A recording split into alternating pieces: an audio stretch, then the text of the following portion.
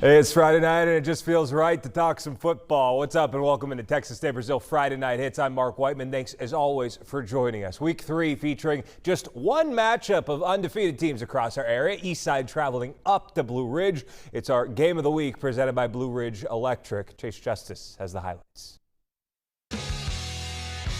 Welcome to Jim Howard Stadium, where we have an undefeated matchup cooking up in the Ridge. As the Blue Ridge Fighting Tigers playing host to the Eastside Eagles. Eastside has won 9 straight against the Tigers, dating all the way back to 2014. Midway through the first, Eagles set up shop. First and goal from the 9. Jet sweep. Caden Workman gets the edge and flips his way into the corner of the end zone for 6. Eagles strike first, up 7-0.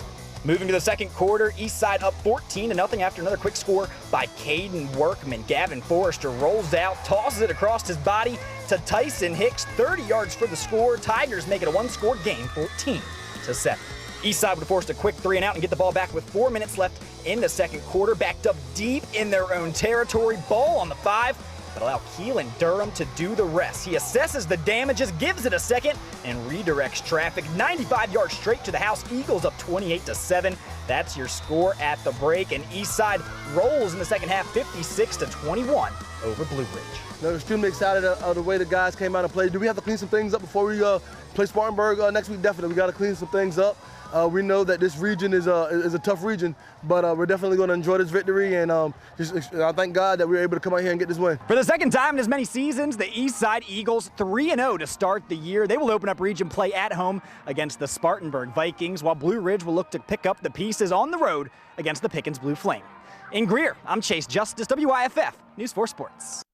All right, so a nice start to the year for Eastside. Congratulations to the Eagles. After losing 2 games total over the past 2 years, Westside starting the season 0-2, headed to Honea Path tonight to play the unbeaten BHP Bears. Rams rolled BHP last September, but the Bears were the only team to beat Westside in their title-winning 2023 campaign. And starting fast, first play from scrimmage for Westside, they cough it up. D. Chester, quick hands, quick score, 7-0 BHP. Rams back with the ball. Bear Woods, Cutter's younger bro, connects with J.C. Clink Scales. Clink Scales shifted 27 yards for the Westside response. Extra point blocked. Westside within 1, 7-6. And then BHP puts on more steam. 11-yard pop pass touchdown from Noah Thomas to Tajay Watson Martin. And the route is on 42-6. BHP on top. Woodruff running roughshod over the first few weeks of the season, taking out a Woodmont side, come out their first win for new head coach Malcolm Boyd. Woodruff starts off hot, never lets off the gas. Connor Davis tosses a quick screen to Cam Taylor. He takes it the rest of the way, 27 yards to the house. Wolverines on the board first, and they got the ball again. Davis, he'll do it himself, scampering for the 5-yard score. Woodruff up 13-0. And the Wolverines spreading out the love. Aiden Gibson punches it in from 2 yards out. They go up 20-0, and they win 48-6 over Woodmont. Powdersville beat rival Ren in a last-second thriller last week. Went to Pendleton tonight. Bulldogs have lost 4 in a row to the Patriots. Powdersville up 13-0 in the second quarter. Final moments of the first half. Pendleton's Dax Allen trying to get something going. Damari Andrews showing up to disagree. Grass to cleave, and a pick 6 for Powdersville. They led 21-0 heading into intermezzo, and Powdersville on a 3-game win streak now. They get a 35-7 win over Pendleton. Steelhanna snapped a 3-game skid against rival Westside in emphatic fashion last Friday, hosting Ren, going for a 6th straight win against the Golden Hurricanes tonight. These games, though, they are always tightly contested. Hanna won by just a touchdown last season. Meeting Anderson, Hurricanes storming out to an early lead. Carson Bryant, untouched, 40 yards to the spacious 3-2. Ren missed the extra point. It's 6-0. Hanna works it down the field. Amari Nance gets the edge and gets in. Yellow Jackets going top 7-6. Red marching again. Jacob Owings lofts one. Carson Bryant again behind the defense. A 35-yard scoring strike. Red goes on top 13-7. Here comes Hanna, and there goes Amari Nance.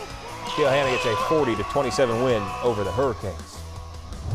Birds at Dooley Field taking on Greer. Yellow Jackets ended a 16-game losing skid against the Rebels last year, all along the water tower. Greer kicking off to Burns, and Chu Harris. Chu chugging down the sideline, and look at Chu go. Dragged down inside the red zone, so the first play of scrimmage for the Rebels, it's going to be Kane Rogers, the quarterback, rolling, rips it to Buckley Jackson, touchdown Burns. It's 7-0 Rebels. Greer goes right down the field on its opening drive.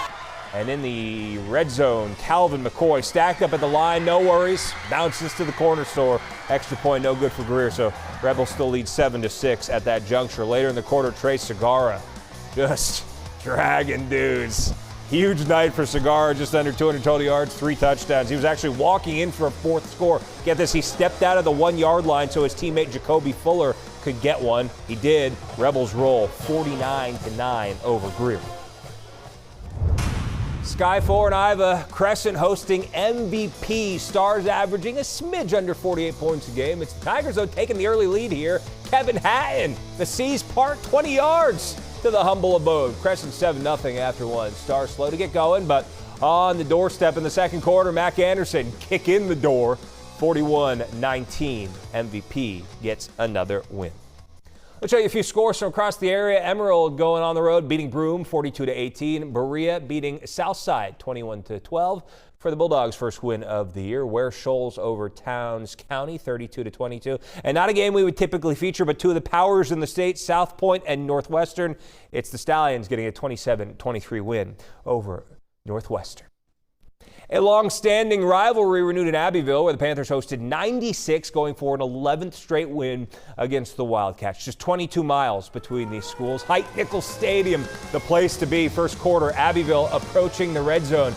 Darius Burton with a burst, 28 yards. And Abbeville's on the board. The extra point, though, no good, so they lead 6-0. Jamie Nichols likes what he sees from his fellows. Probably find something there to pick and choose at. That's why it makes him one of the great coaches in the area. 96 ball, Jacob Evans finds Joe Moore. Nice game to put the Wildcats into the red zone, but the Panthers, they'd get a goal line stand, and Abbeville gets a 42-7 win over 96.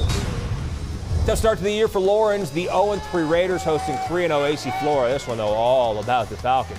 It's 35-0 Flora. Roper Wensky to Azel Benong. He's going to take it the remainder. Raiders shut out at home, 49-0 against AC Flora. We're taking a quick halftime break here on Texas State Brazil Friday Night Hits. Another head coach, though, kind enough to wear the wire for us tonight. It's Liberty's Paul Sutherland with Mike Dunn.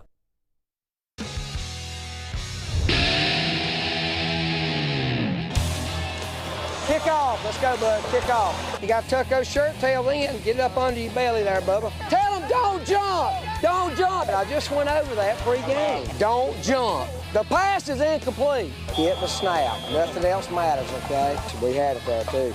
You got to walk away. Tuck the ball now. They're starting to rip at it, okay? Come on, D.